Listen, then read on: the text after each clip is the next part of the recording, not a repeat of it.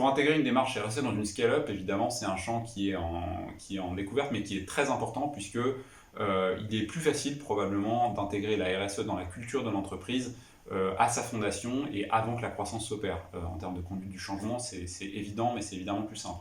Donc comment le faire, Quelques clés. Il faut que ce soit facile et il faut que ce soit scalable. Et donc ça suive la croissance de la société. Pour ce faire, il faut aligner les processus au business et à la vision et à l'ambition de l'entreprise.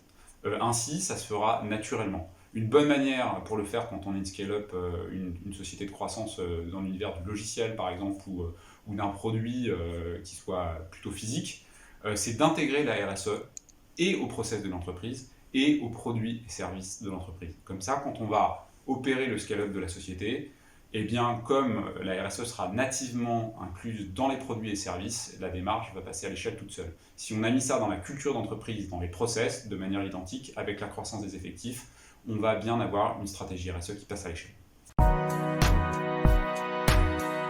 Qui doit porter la démarche ESG dans une scale-up? C'est une question difficile, là encore ça dépend souvent des contextes.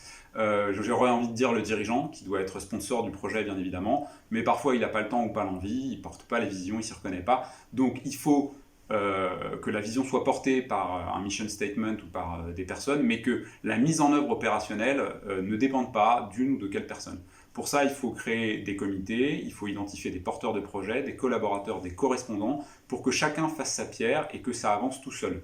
On peut aussi engager des parties prenantes externes qui vont, de manière utile, mettre une saine pression pour que ça avance, typiquement des clients ou typiquement une chaîne de valeur amont de fournisseurs. Là encore, pour créer un déroulé qui se produit tout seul et qui n'est pas dépendant du bon vouloir ou de la présence dans l'entreprise de telle ou telle personne. Il faut évidemment raccrocher ça à la culture d'entreprise, mais ça on en a parlé dans le point précédent. Donc pour commencer une démarche RSE dans une entreprise, la bonne démarche c'est évidemment de commencer par un diagnostic. Ce diagnostic, on peut le faire en interne en utilisant des référentiels qui existent sur le marché. Il y en a plein, des référentiels français, des référentiels internationaux, des référentiels sectoriels. N'hésitez pas à vous tourner auprès de votre fédération professionnelle. Et puis, on peut aussi le faire avec des consultants externes, évidemment. C'est ce qu'on fait chez CIRSA. Une fois qu'on a fait ce diagnostic, très simple, un plan d'action qu'on construit avec les équipes en interne, et puis avec les parties prenantes externes, clients, fournisseurs, partenaires, écosystèmes, et puis on passe à l'action.